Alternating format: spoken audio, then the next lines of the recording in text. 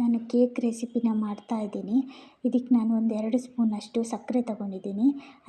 ಅದಕ್ಕೆ 3/4 ಕಪ್ಪಷ್ಟು ಗೋಧಿ ಹಿಟ್ಟು ತೊಗೊಂಡಿದ್ದೀನಿ. ನಾನು ಈಗ ಕೇಕ್ನ ಗೋಧಿ ಹಿಟ್ಟಿಂದ ಮಾಡ್ತಾಯಿದ್ದೀನಿ. ಅದಕ್ಕೆ ಒಂದು 4 ಸ್ಪೂನು ಕೊಕ್ಕೋ ಪೌಡ್ರ್ ಹಾಕ್ಕೋತಾ ಇದ್ದೀನಿ. 1 ಸ್ಪೂನು ಬೇಕಿಂಗ್ ಪೌಡ್ರ್ ಹಾಕ್ಕೋತಾ ಇದ್ದೀನಿ. ಇದನ್ನೆಲ್ಲ ಒಟ್ಟಿಗೆ ಮಿಕ್ಸ್ ಮಾಡ್ಕೊಳ್ಳಿ. ಅಂದರೆ ಸಕ್ಕರೆ ನುಣ್ಣಗೆ ಹಾಕಬೇಕಲ್ವ, ಅದಕ್ಕೆ ಅದನ್ನೆಲ್ಲ ಆವಾಗ ಮಿಕ್ಸ್ ಆಗುತ್ತೆ. ಇವಾಗ ನೋಡಿ, ಇದು ನಾನು ಡಾರ್ಕ್ ಚಾಕ್ಲೇಟಿಂದ ಮಾಡ್ತಾಯಿದ್ದೀನಿ. ಡಾರ್ಕ್ ಚಾಕ್ಲೇಟ್ ತೊಗೊಂಡು ಇದು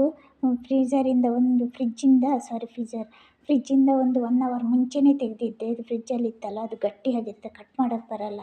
ಅದಕ್ಕೆ 1 ಅವರ್ ಮುಂಚೆನೇ ತೆಗೆದಿಟ್ಕೊಂಡಿದ್ದೀನಿ. ಒಂದು ಸ್ವಲ್ಪ ಅರ್ಧ ತೊಗೊಂಡಿದ್ದೀನಿ, 3/4 ತೊಗೊಂಡಿದ್ದೀನಿ. ಅರ್ಧ ನಾನು ಸೈಡಲ್ಲಿ ಆಮೇಲೆ ಕೇಕ್ ಮೇಲೆ ಹಾಕೋಣ ಅಂತ ಇಟ್ಟಿದ್ದೀನಿ.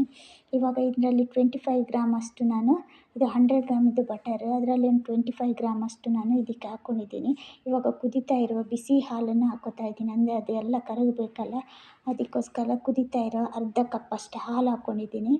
ಹಾಲು ಹಾಕ್ಕೊಂಡು ಚೆನ್ನಾಗಿ ಮಿಕ್ಸ್ ಮಾಡ್ಕೊಳ್ಳಿ. ಆವಾಗ ಅದೇ ತನ್ನಷ್ಟಕ್ಕೆ ಕರಗುತ್ತೆ ಅದು. ಇವಾಗ ನೋಡಿ, ಇದಕ್ಕೆಲ್ಲ ಬಟರ್ ಪೇಪರೆಲ್ಲ ಹಾಕಿ ರೆಡಿ ಮಾಡಿ ಇಟ್ಕೊಂಡಿದ್ದೀನಿ. ಈ ಕಡೆ ಒಂದು ಪ್ಯಾನ್ ಬಿಸಿ ಮಾಡೋಕ್ಕೆ ಅದರೊಳಗಡೆ ಬಿಸಿ ಮಾಡೋಕ್ಕೆ ಇಟ್ಟಿದ್ದೀನಿ. ಇವಾಗ ನೋಡಿ, ಇದು ನೋಡಿ ಎಷ್ಟು ನೈಸಾಗಿ ಇದು ಎಲ್ಲ ಕರಗಿಬಿಟ್ಟಿದೆ ನೋಡಿ. ಇವಾಗ ಇದನ್ನು ಮಿಕ್ಸ್ ಮಾಡಿರೋದನ್ನು ಅದಕ್ಕೆ ನೋಡಿ ಎಷ್ಟು ಚೆನ್ನಾಗಿ ಮಿಕ್ಸ್ ಆಗಿದೆ.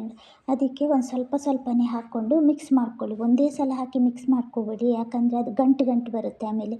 ಅದಕ್ಕೋಸ್ಕರ ಒಂದು ಸ್ವಲ್ಪನೇ ಹಾಕ್ಕೊಂಡು ಮಿಕ್ಸ್ ಮಾಡ್ಕೊಳ್ಳಿ. ಚೆನ್ನಾಗಿರುತ್ತೆ ಆವಾಗ. ತುಂಬ ಗಂಟು ಬರೋಲ್ಲ, ನಮಗೆ ಅದು ಮಿಕ್ಸ್ ಮಾಡೋಕ್ಕೂ ಈಸಿ ಆಗುತ್ತೆ. ಇವಾಗ ನೋಡಿ, ನಾನು ಇದನ್ನು 3 ಬ್ಯಾಚಷ್ಟು ಥರ 3 ಪಾರ್ಟಾಗಿ ನಾನು ಹಾಕ್ಕೊಂಡಿದ್ದೀನಿ. ಇವಾಗ ಲಾಸ್ಟ್ ಇದು ಹಾಕ್ಕೊಂಡು ಚೆನ್ನಾಗಿ ಮಿಕ್ಸ್ ಮಾಡ್ಕೊಳ್ಳಿ. ಆವಾಗ ನಮಗೆ ಈಸಿನೂ ಆಗುತ್ತೆ. ಎಷ್ಟು ತೆಳು ಎಷ್ಟು ದಪ್ಪ ಇದೆ ಅಂತಲೂ ಗೊತ್ತಾಗುತ್ತೆ. ನಿಮ್ಗೊಂದು ಸ್ವಲ್ಪ ದಪ್ಪ ಅನಿಸ್ತು, ನಾನು ಆಮೇಲೆ 1 ಸ್ಪೂನ್ ಹಾಲು ಹಾಕ್ಕೊಂಡಿದ್ದೀನಿ. ಇವಾಗ ಒಂದು ಸ್ವಲ್ಪ ಚಾಕ್ಲೇಟ್ ಹಾಕ್ಕೊಂಡು ಮಿಕ್ಸ್ ಮಾಡ್ಕೊತಾ ಇದ್ದೀನಿ. ಚೆನ್ನಾಗಿ ಸ್ವಲ್ಪ ಮಿಕ್ಸ್ ಮಾಡ್ಕೊಳ್ಳೋದು ಅಷ್ಟೇ. ಇವಾಗ ನೋಡಿ, ಇದಕ್ಕೆ ಹಾಕ್ಕೋತಾ ಇದ್ದೀನಿ. ಹಾಕ್ಕೊಂಡು ಆಮೇಲೆ ಸ್ವಲ್ಪ ಚಾಕ್ಲೇಟ್ನ ಮೇಲ್ಗಡೆ ಸ್ಪ್ರೆಡ್ ಮಾಡ್ಕೊತಾ ಇದ್ದೀನಿ. ಅದಾದಮೇಲೆ ಇವಾಗ ನಾನು ಅದ್ರ ಒಳಗಡೆ ಪಾತ್ರೆ ಬಿಸಿ ಮಾಡೋಕ್ಕೆ ಇಟ್ಟಿದ್ದೀನಲ್ಲ, ಅದ್ರ ಒಳಗಡೆ ಇಟ್ಟಿರ್ತೀನಿ. ನಾನೊಂದು 30 ಮಿನಿಟ್ಸ್ ಇಟ್ಟಿದ್ದೀನಿ. ಯಾಕಂದರೆ ಅದು ಒಂದು ಸ್ವಲ್ಪ ಬೆಂದಿರಲಿಲ್ಲ. ಒಂದು ಸ್ವಲ್ಪ ನಾನು ಚೆಕ್ ಮಾಡಿದೆ, ಬೆಂದಿರಲಿಲ್ಲ. ಇವಾಗ ನೋಡಿ, ಇದು ಪರ್ಫೆಕ್ಟಾಗಿ ಆಗಿದೆ. 30 ಮಿನಿಟ್ಸ್. ನಿಮಗೆ ಒಂದು ಸ್ವಲ್ಪ ಬೆಂದಿರೋಂತಹ 10 ಮಿನಿಟ್ಸ್ ಜಾಸ್ತಿನೇ ಇಡಿ, ಪರವಾಗಿಲ್ಲ, ಏನಾಗಲ್ಲ.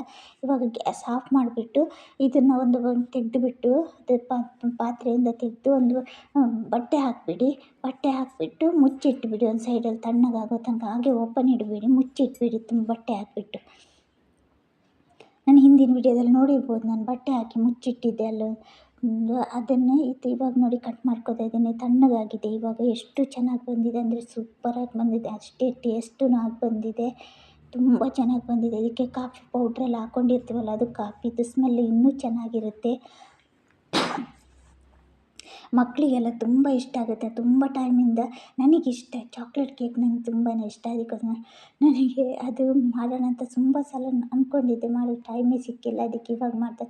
ಕ್ರಿಸ್ಮಸ್ ಟೈಮ್ ಅಲ್ವಾ, ಇವಾಗ ಮಾಡಿಕೊಂಡು ಮಕ್ಕಳಿಗೂ ಇಷ್ಟ ಆಗುತ್ತೆ. ನೀವು ಇದು ಒಂದು ಸಲ ಟ್ರೈ ಮಾಡಿ ನೋಡಿ. ಈಸಿ ರೆಸಿಪಿ, ತುಂಬ ಸುಲಭ ಇದೆ, ಏನು ಕಷ್ಟ ಇಲ್ಲ. ಮಕ್ಕಳಿಗೆಲ್ಲ ತುಂಬ ಇಷ್ಟ ಆಗುತ್ತೆ. Healthy recipe.